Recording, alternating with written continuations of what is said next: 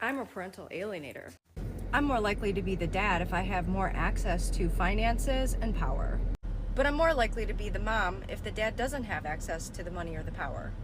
I'm a parental alienator. I don't believe I'm a good enough parent just all on my own, so I feel like I have to use manipulation tactics to get my kids to love me. I feel like if my kids had more access to the targeted parent, they wouldn't like me as much. I'm a parental alienator. I'll take the targeted parent off of our kids' emergency cards and replace them with the new step parent. They won't find out until they try to pick their own children up from school and get refused. They'll have to go down to the board office and prove that they're the parent. I'm a parental alienator. My kids have to work very hard for my emotional validation.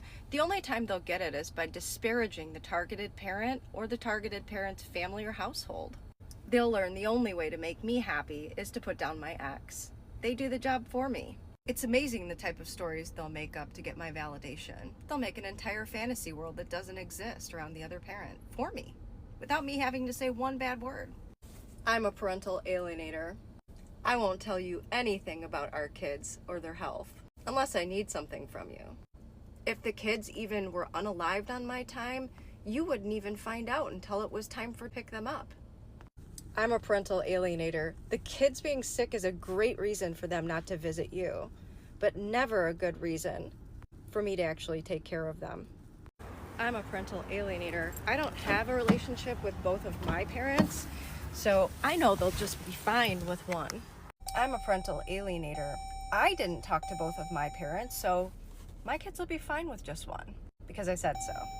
I'm a parental alienator. Something went wrong in my relationship, and now my kids will suffer for it because I can't emotionally regulate, and I don't have good communication skills to work through conflict. I'm a parental alienator. I see my kids as possessions, not people. I say things like mommy's house clothes, or daddy's house clothes, or mommy's time instead of my kids' possessions and my kids' time. I'm a parental alienator. I'll text and call my kids every 5 minutes when they're at dad's, but they'll never be able to call him. If the targeted parent calls the kids on during my time, I'll make sure to hover over them every second, make them feel so uncomfortable, and I'll go through all of their text messages, policing every word they say. They'll eventually get so uncomfortable, they'll just stop communicating with him altogether. It'll be like the trash took itself out.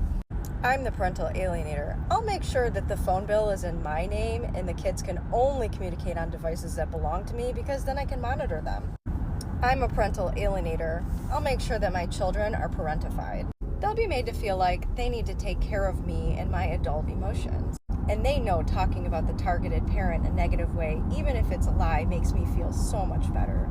I'll even let them read adult communication between me and the targeted parent, cherry-picked for what I want them to see out of context, of course. I'm a parental alienator, and my kids have seen me cut off anyone, including family, who even minorly inconveniences me.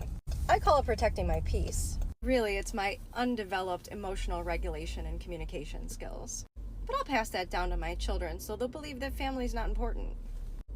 My kids will isolate themselves from anybody who cares about them.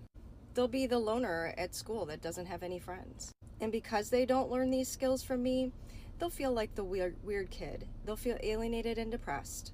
That's how I like it. I'm a parental alienator. I'll reshape my kids' memories of childhood. They won't remember any of the things that I did to them or the horrific things that I said. They'll only remember the amplified version of everything bad that they told me about their dad to make me feel better. I'll twist and contort it until their memories become very, very dark and blurry. They'll suffer dire mental health consequences because of it, but hey, at least I won.